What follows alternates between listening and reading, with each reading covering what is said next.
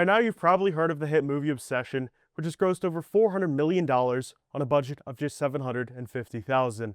And today, we're going to have some fun with actor and close friend of Curry Barker, Malcolm Kelner. I'm Adam Cook, and I welcome you to One on One with Obsession's Bartender. Enjoy the show.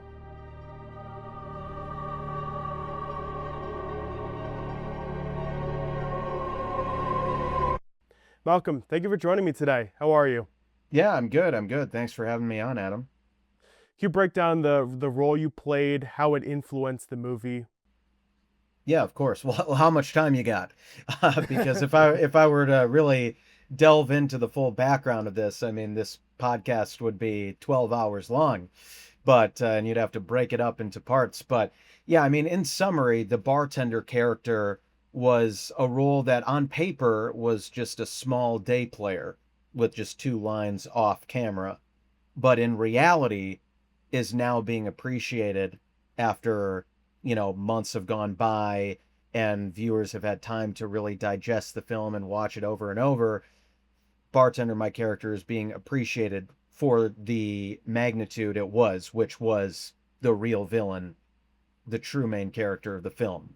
So not everyone has come around to that realization yet, but it's people are getting there. Absolutely, and we'll get into some of the more intricacies with it. You were talking about how people have let the movie sit, came out in May. Are you still feeling the hype around it?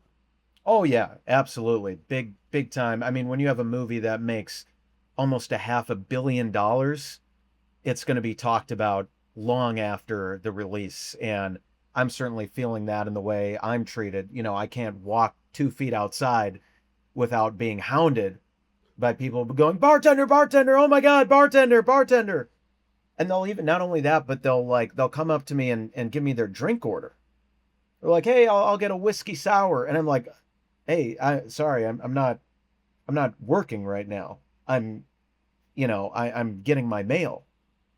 And they're like, oh, sorry, you were just so good as the bartender that we thought you were working. So, there's pros and cons with being in a film this large and carrying it the way I did, but overall, I'm very pleased with what's been happening. And you were talking about some of the fan reception, but being such a big actor on a film that's a little bit of a lower scale, do some of the actors come up to you, recognize you, maybe ask you for an autograph? Yeah, that actually happened on set. I came in there on my one day because I was just on the film for one day, and Inde Navarrette approaches me, and who plays Nikki, of course, and she's like, "Hey, Malcolm, I'm Nikki." I'm like, "Hey, Nikki," "Hey, I'm Inde. I'm playing Nikki." I'm like, "Oh, hey, Inde, nice to meet you." And then she like handed me a piece of paper. She's like, "Hey, could you just sign this? Could you just like give me your autograph quick?" I'm like, yeah, this is kind of weird, but sure.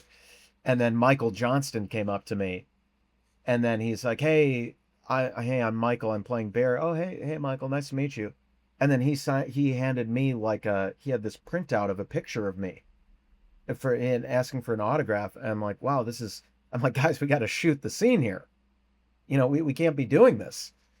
And then Cooper Tomlinson came up to me and he's like, "Hey, Malcolm, can you sign this for me too?" I'm like, "Cooper, we've been friends for 3 years. Like, what are we doing here?" So it's like when I walk onto set, there's just this aura, and people kind of forget that they're there to do a job, and I had to kind of calm everyone down, be like, "Guys, we got a job to do. We got to shoot this movie. Okay, we don't have a lot of budget. We don't have a lot of time. We got to do this." So yeah, it was, I think, Indy and Michael and Cooper and Megan and the rest of the cast, Andy Richter. I think they learned a lot from working with me for sure. But you were happy to take a pay cut as you were talking Oh, about with yeah, working with Curry. absolutely. That's part of the lore of this film is the low budget, right? But that almost meant that I couldn't be involved because my usual rate to be involved in my usual rate for an acting gig was more than the entire budget itself. Exactly.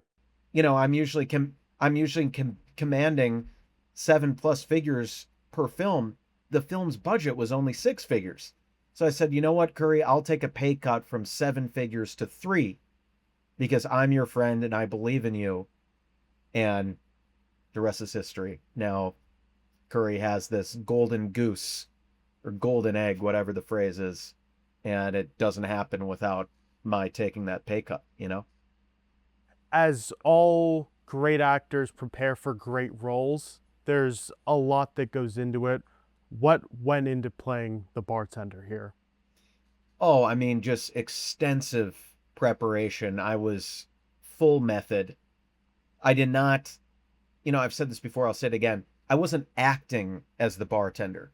I was being the bartender. There's a difference. Okay? Most actors are acting, not me.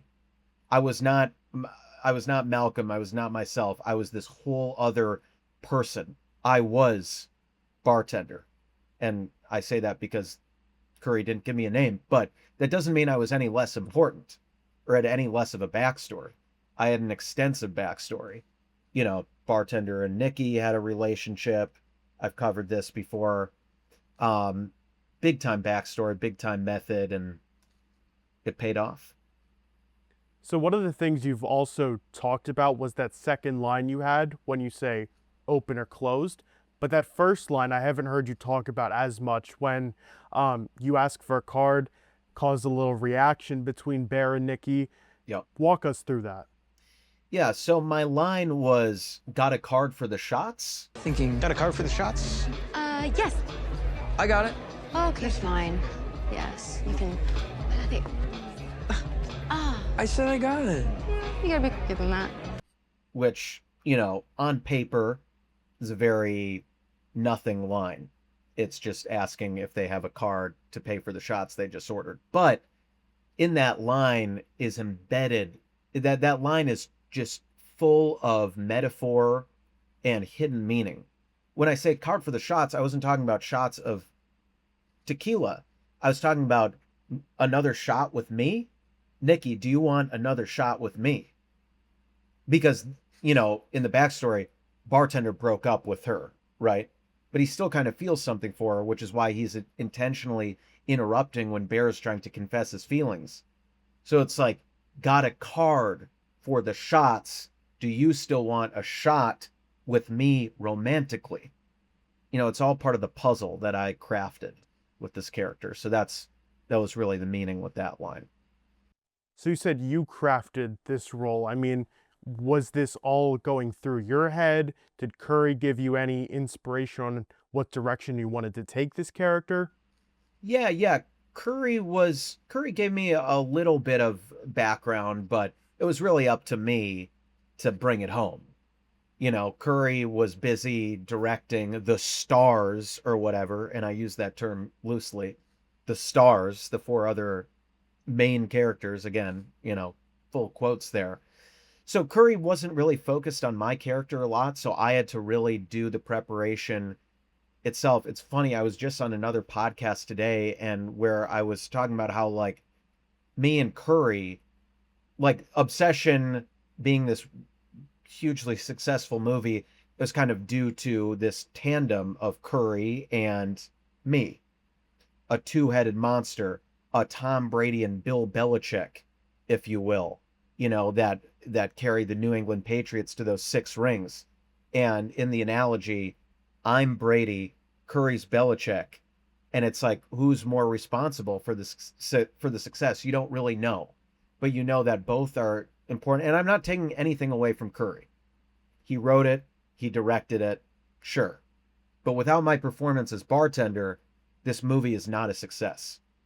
In fact, it's probably a failure and probably a career ender for Curry. No one would ever give him a budget again, and he'd have to go back to making $800 movies on YouTube. But I saved his career. So I think that should be talked about more. Mm-hmm. And I love the analogy. I'm a sports guy, so totally understand it. It's awesome to hear. Yeah. So talking a little bit more of the backstory with this character, we see how Bear and Nikki use their wishes. Fans have speculated on maybe a couple of other wishes that were made off camera. Did the bartender use his wish at all? Yeah, it's funny you asked that, Adam. There's a lot of speculation about that. Did the bartender use his wish already to become the best bartender in the world? Or is he already just a goated bartender and that he still has his wish? Or did he use his wish to get Nikki to stop being so obsessed with him?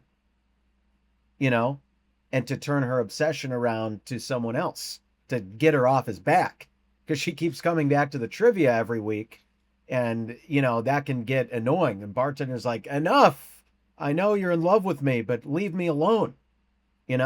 But these are things that will be, I can't confirm or deny any of these fan theories, but I will say it will be answered and then some in the sequel, in which Bartender will be playing the main character. The ambiguity, that's one of the great things about the film, why people love it. And you talked about the next film.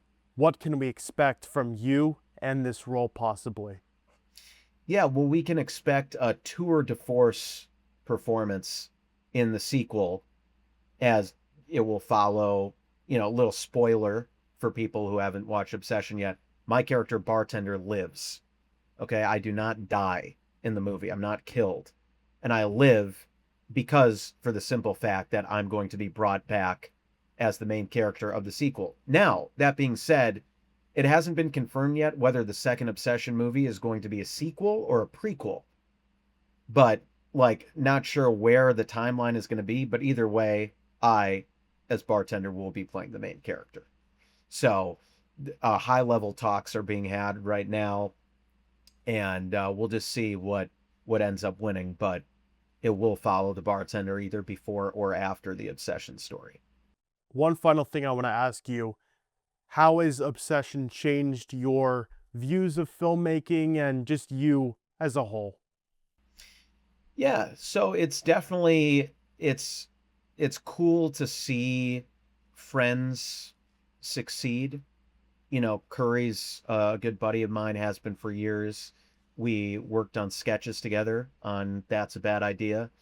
And, which, by the way, was, That's a Bad Idea was Cooper and Curry, but common thought was, oh, without Malcolm, there's no That's a Bad Idea. A ton of people say that. So it's cool seeing the two guys, Curry and Cooper, the two guys I basically made and created. It's cool seeing them translate from sketch comedy on social media to huge blockbuster $500 million films.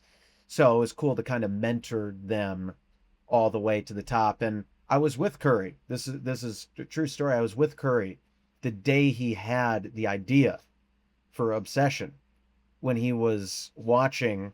He's touched on this a little bit, I think, but he was starring in this episode of Always Sunny in Philadelphia, and there was The Simpsons was playing before his episode, and there was the Simpsons episode about the monkey paw, and that kind of helped inspire Obsession. But I actually encouraged Curry to have a watch party for his It's Always Sunny role. So without me encouraging him to have that watch party, he never sees The Simpsons. He's never inspired to see or to have that idea for Obsession. And then he never makes a movie that casts me as Bartender. So I'm basically responsible for all of, I'd say 99% of Obsession. I'll give Curry 1%. But yeah, it's cool to see. It's cool to see, indie filmmaking get the respect and the spotlight shown on it, and I'm happy to have played a huge part in that. Well, on that note, Malcolm, thank you for joining me. Thank you for delivering such a remarkable role in this film, and wishing you the best of luck. Yeah, thanks for having me on, and thanks to everyone for watching, and stay tuned for that Obsession sequel. It's gonna be pretty epic.